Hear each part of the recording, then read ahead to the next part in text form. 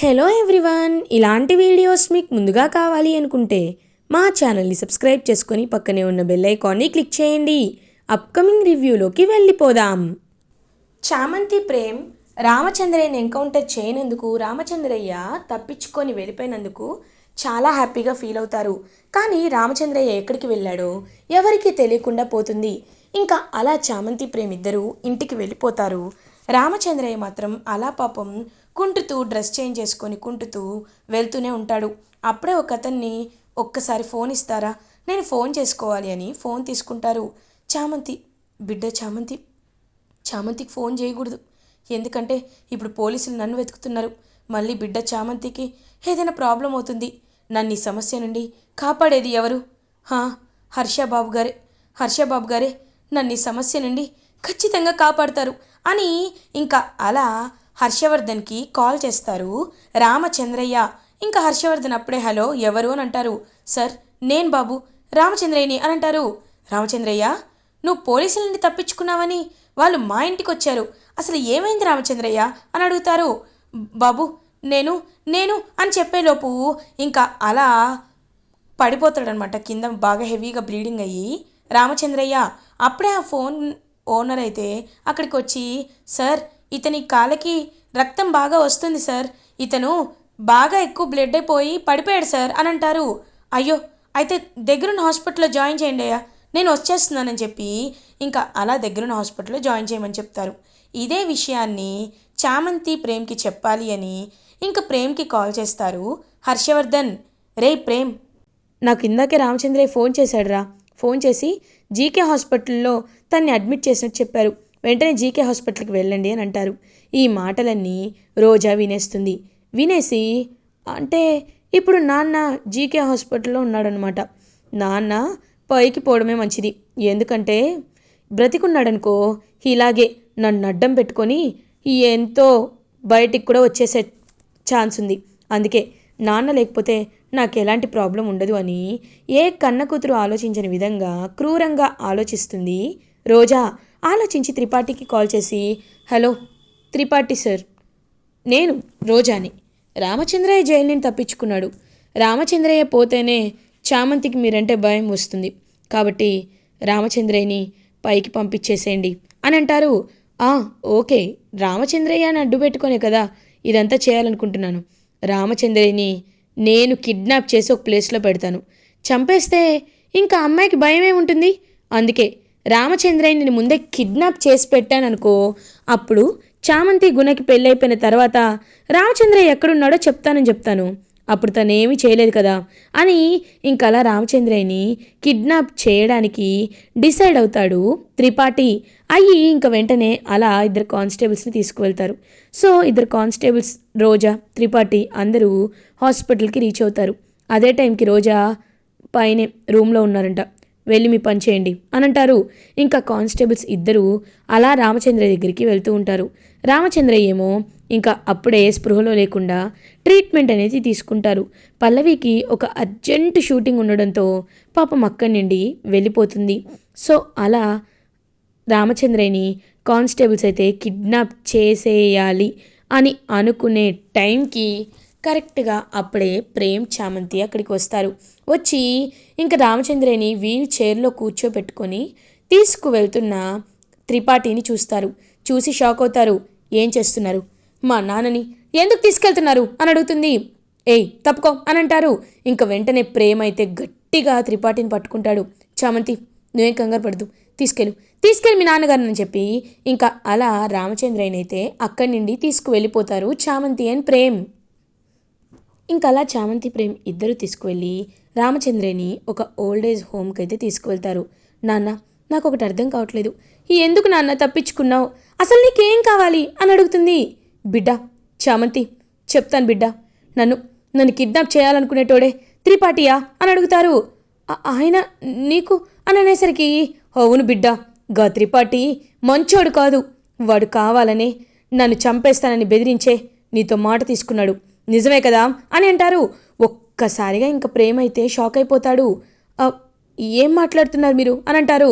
బాబు, ముందుగా ఈ విషయం చెప్పాల్సింది నీకే బాబు, ఎందుకంటే నా బిడ్డ చామంతి మనసా వాచా కర్మన ప్రేమించింది నిన్నే బాబు. పెళ్ళంటూ చేసుకుంటే నిన్నే చేసుకోవాలనుకుంది బాబు. కానీ కావాలని తన్ని ఆ త్రిపాఠి బెదిరించాడు. ఒకవేళ తన కొడుకు గుణాన్ని పెళ్లి చేసుకోకపోతే ఇదిగో నన్ను చంపేస్తానని బెదిరించాడు బాబు. అందుకే గుణాన్ని పెళ్లి చేసుకుంటానని, గుణ మెడలో తాళి కడతాను అని చెప్పి, గుణాతో తాళి కట్టించుకుంటాను అని చామంతి అలా మాట తీసుకుంది, మాట ఇచ్చింది. అయినా ఒకటి ప్రేమ్ బాబు, మీకు చెప్తున్నాను వినండి. చామంతి మీ భార్య అవ్వాలి. అది నేను నా కళ్ళతో చూడాలి. నేను కోరుకునేది అదే బాబు. అదే నా బిడ్డ చామంతి చాలా మంచిది బాబు అని అంటారు. ఇంకలా చామంతి వైపు చూస్తూ ఉంటాడు ప్రేమ్. చామంతి, ఆయన చెప్పింది నిజమా అని అడుగుతారు. ఇంక వెంటనే చామంతి, బాబు అది నాకు నిజం చెప్పు, నువ్వు చెప్పింది నిజమా అని అడుగుతారు. అవును బాబు, నన్ను మీ అమ్మగారు అలాగే ఆ త్రిపాఠి బెదిరించారు అని అంటాడు. ఒక్కసారిగా అలా ఇంకా షాక్లో ఉండిపోతాడు ప్రేమ్. ఇంక వెంటనే ప్రేమ్ అయితే అలా ఆలోచనలో పడతాడు. లేదు చామంతి, మా అమ్మ ఆ త్రిపాఠి ఇంతలా ఇంతలా ప్లాన్ చేస్తారని నేను అస్సలు అనుకోలేదు. మా అమ్మ ఎందుకు నిన్ను ఇంతలా భయపెడుతుందని కల్లో కూడా ఊహించలేదు. కానీ ఇప్పుడు చెప్తున్నాను, ఖచ్చితంగా చెప్తున్నాను, నేనంటే నీకు ఇష్టం కదా అని అడుగుతారు. ఇష్టం కాదు బాబు, ప్రాణం అని అంటుంది. నువ్వే నాకు లోకం, అలాంటప్పుడు మనిద్దరం పెళ్లి చేసుకోవాలి అని అంటాడు ప్రేమ్. ఒక్కసారిగా ఇంకా షాక్ అయిపోతుంది చామంతి. బాబు అని అంటుంది. రామచంద్రయ్య బిడ్డ, నేను కూడా నీ పెళ్లి చూడ్డానికే వచ్చాను బిడ్డ. నువ్వు ప్రేమ్ బాబు ఇద్దరు సంతోషంగా ఉండడమే నాకు కూడా కావాలి బిడ్డ. మీరిద్దరితో నా చేతుల మీదుగానే నేను పెళ్లి చేస్తా అని అంటారు. ఇంకా అలా చూస్తూ ఉంటుందన్నమాట చామంతి. తను ఇలా చెప్తే వినదు. ఇప్పుడే చందుకి నాన్నకి కాల్ చేస్తాను అని ఇంకా అలా చంద్రికకి కాల్ చేసి, హర్షవర్ధన్కి కాల్ చేసి ఇద్దరిని కూడా అక్కడికి పిలిపిస్తారు. ఇంకా రామచంద్రయ్య జరిగిందంతా చెప్పేసరికి ఒక్కసారిగా షాక్ అయిపోతారు హర్షవర్ధన్. అంటే ఇన్నాళ్ళు నా కొడుకు ప్రాణంగా ప్రేమించింది చామంతినేనా? చామంతి నా ఇంటి కోడలైతే నాకు కావాల్సింది ఇంకేముంది? నేను కోరుకునేది కూడా అదే కదా. ఇంత మంచి అమ్మాయి, ఇంత సద్గుణ సంపన్నురాలు నా కోడలైతే అంతకుమించిన అదృష్టం ఏమీ లేదు. నిజంగా మీ ఇద్దరి పెళ్ళి నేను చేస్తాను. ఎవరడ్డొస్తారు? నా భార్య వస్తే రాని, తన్ని ఎలా డీల్ చేయాలో నాకు తెలుసు అని ఇంకా అలా హర్షవర్ధనే తన చేత్తో గుడికైతే తీసుకువెళ్తారు. తీసుకువెళ్ళి అలా ఇంకా చామంతి ప్రేమల పెళ్లి జరిపించడానికి అన్ని ఏర్పాట్లు చేస్తూ ఉంటారు.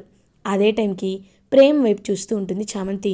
చామ్, నువ్వేమీ కంగారు పడద్దు, నిన్ను మహారాణిలా చూసుకుంటాను, నా గుండెలో పెట్టి చూసుకుంటాను అని ప్రేమ్ అయితే మాటిస్తాడు చామంతికి. సో అలా ప్రేమ్ చామంతి ఇద్దరి పెళ్ళిని దగ్గరుండి జరిపిస్తారు రామచంద్రయ్య, హర్షవర్ధన్, చంద్రిక. ఇంకా హర్షవర్ధన్ అమ్మ నాన్న, సారీ ప్రేమ్ వాళ్ళ అమ్మ నాన్న చంద్రిక అండ్ హర్షవర్ధన్, ఇటువైపేమో చామంతి వాళ్ళ నాన్న రామచంద్రయ్య ఇద్దరూ ఉండడంతో ఇంకా అలా వాళ్ళిద్దరి సమక్షంలో ప్రేమ్ చామంతి మెళ్ళలో తాళి కడతాడు. అలా ఇంకా చామంతి ప్రేమల పెళ్ళి జరిగిపోతుంది. ఇది ఇలా ఉండగా రమాదేవి రోజా ఇద్దరు ఇంకా హాల్లో కూర్చొని మాట్లాడుకుంటూ ఉంటే, రమాదేవి, రోజా ఏమైంది, నీకేదో గాయమైనట్టుంది అని అంటారు. అవునత్తయ్య గారు, అంటే కొంచెం కోసుకుంది అంతే, ఏం లేదు అని చెప్పి ఇంకా అలా కవర్ చేసేస్తుంది. వెంటనే రోజా, అమ్మో ఈవిడ కనిపెట్టిందంటే ఇంకేం లేదు, ఇలాగే ఏదో ఒకటి కవర్ చేస్తూ ఉండాలి అని కవర్ చేస్తూ ఉంటుంది. కరెక్ట్గా అదే టైంకి ఇంకా అలా హర్షవర్ధన్ చామంతి ప్రేమ్నైతే ఇంటికి తీసుకువస్తారు. ఒక్కసారిగా చామంతి ప్రేమ్ పెళ్ళి జరిగిపోవడం చూసి షాక్లో ఉండిపోతుంది రమాదేవి. రేయ్ ప్రేమ్, ఏం చేస్తున్నావురా, ఏంటిదంతా అని అడుగుతుంది. అమ్మ, నేను చామంతిని ప్రేమించాను, కానీ నువ్వు చేసిన కుట్ర వల్లే ఇదిగో ఈ పెళ్ళి జరగదేమో అని భయపడ్డాను. ఇప్పుడు అర్థమైంది దీని వెనుక నువ్వు త్రిపాఠి కలిసి ఎంతలా కుట్ర చేశారో. అందుకే నేను చామంతిని పెళ్లి చేసుకున్నానమ్మా అని అంటారు. ఏయ్, ఏంట్రా నోటికొచ్చినట్టు మాట్లాడుతున్నావు? ఏయ్ చామంతి, ఏంటే మా ఇంట్లో పని మనిషివి ఈ ఇంటి కోడలైపోయి ఆస్తి కొట్టేద్దాం అనుకుంటున్నావా? నేను ప్రాణం ఉండగా అలా జరగనిస్తానా అని ఇంకా అలా చామంతిని బయటికి గెంటేయాలి అనుకునేలోపు అక్కడికి చంద్రిక వస్తుంది. వచ్చి అమ్మ వద్దమ్మా, అలా చేయొద్దమ్మా, ముందు ఒకసారి నేను చెప్పేది వినండమ్మా అని అంటారు. ఏంటి ఈ పని మనిషికి నువ్వొక తోడా? చెప్తున్నాను కదా, నా మాటలు లెక్క చేయని వాళ్ళకి నేను ఎప్పటికీ లెక్క చేయను. చెప్పు జరిగా అని చెప్పి ఇంక తీసుకువెళ్తూ ఉంటే, అమ్మ ఒక్క నిమిషం మీరు రండమ్మా అని పక్కకి తీసుకువెళ్తుంది చంద్రిక. ఇంకలా రమాదేవి, ఏయ్ ఈ విషయంలో నేనేమి వినను అనేసరికి, హే రమా, ఎందుకు ఎందుకు ఓ గొంతు చించుకుంటున్నావు? నీకు ఒక విషయం చెప్తాను విను. ఒకప్పుడు ఈ ఇంటికి నువ్వు పిఏగా వచ్చావు. ఆయనకి పిఏగా చేరి ఆయన్ని దగ్గర చేసుకొని నా జీవితాన్ని నాశనం చేశావు. కానీ ప్రేమ్ బాబు చామంతిల ప్రేమ పవిత్రమైనది. వాళ్ళిద్దరూ ఒకరి కోసం ఒకరు పుట్టిన వాళ్ళు. నీ దిక్కుమాలిన కుట్రల వల్ల చామంతి ప్రేమ్ బాబుకి దూరం అవ్వాల్సి వచ్చేది. కానీ వాళ్ళిద్దరికీ రాసి పెట్టింది కాబట్టి ఇద్దరు ఇప్పుడు ఒకటై బ్రతకాలి అనుకుంటున్నారు. వాళ్ళ జీవితంలో నువ్వు వేలు పెడితే నేను చిత్రావతమ్మ గారికి ఫోన్ చేయాల్సి వస్తుంది. తెలుసు కదా ఆవిడ వస్తే ఏం జరుగుతుందో అని అంటారు చంద్రిక. ఒక్కసారిగా ఇంకా జరిగిన ఫ్లాష్ బ్యాక్ అంతా గుర్తు చేసుకొని గడగడ వణికిపోతూ ఉంటుంది రమాదేవి. కాబట్టి చామంతిని ఇంటి కోడలుగా ఒప్పుకోకపోయినా పర్లేదు, అంతేకాని తన్ని బయటికి గెంటేస్తానంటే మాత్రం ఊరుకునేదే లేదు రమా, ఊరుకునేదే లేదు అని ఇంకా వెళ్ళిపోతుంది చంద్రిక.